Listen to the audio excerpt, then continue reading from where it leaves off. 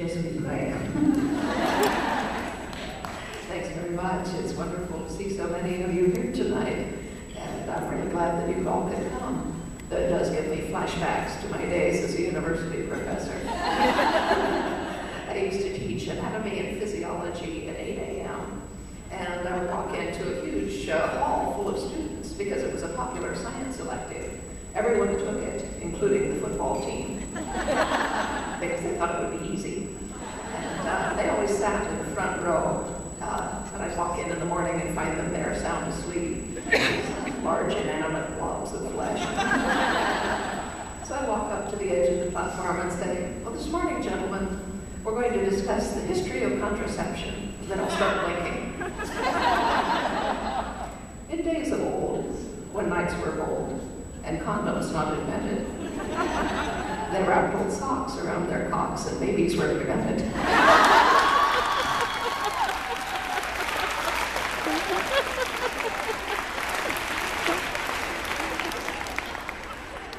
Well, worked on the football team too. So people always say to me, well, how did you get from being a scientist to being a novelist? And I said, well, easy, I wrote a book. That's all you have to do. They don't make you get a license, luckily. You don't even need a union card. And I'd known from the age of 8 or so that I was supposed to be a novelist. That was the age at which I realized that people actually wrote books. They didn't just pop out of the bookstore shelves like toilet paper in the grocery store. And I came from a very conservative family background. My father was fond of saying to me, well, you're such a poor judge of character, you're bound to marry some bum, he said. So be sure you get a good education so you could support your children. So with this going off at home, I thought perhaps I would not announce that I wanted to write books, realizing this was kind of financially iffy. And so I went into science. I liked science, I was good at it, but I still knew I was supposed to write novels. And when I turned 35, I said to myself, well, Mozart was dead at 36, maybe you better get a move on here. And so I said, all right, for my next birthday, I will begin writing a novel, just to learn how. Because up to this point, I had written a lot of everything. Anything anyone would pay me to write, as well as whatever you have to write while getting a PhD in quantitative behavioral ecology. That's just animal behavior with statistics, don't worry about it. Anyway, I did not marry a bum, as it happens. I married a very nice man, whom I still have 42 years later.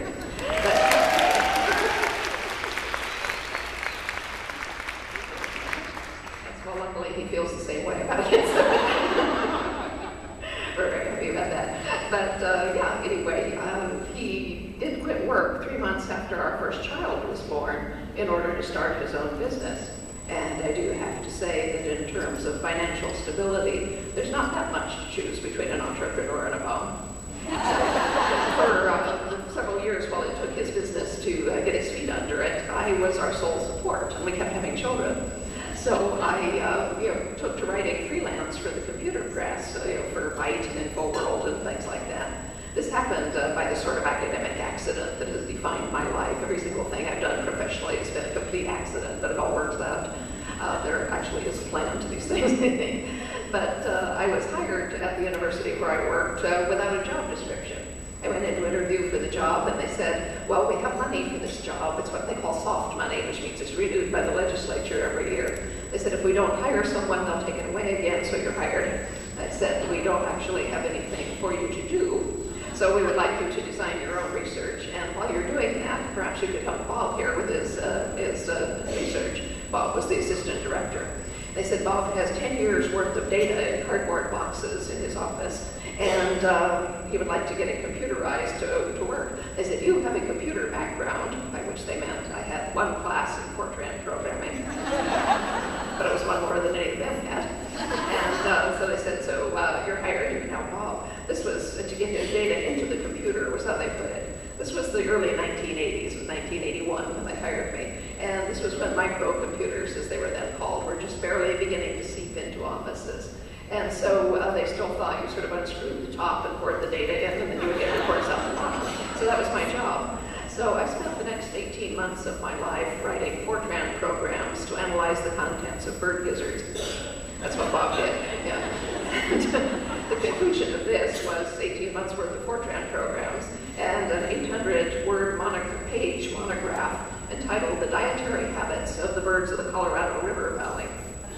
Yes, this contrasted nicely with my 400-page PhD dissertation, which was entitled Nest Site Selection in the Pinyon-Jay Gymnorhinus cyanocephalus.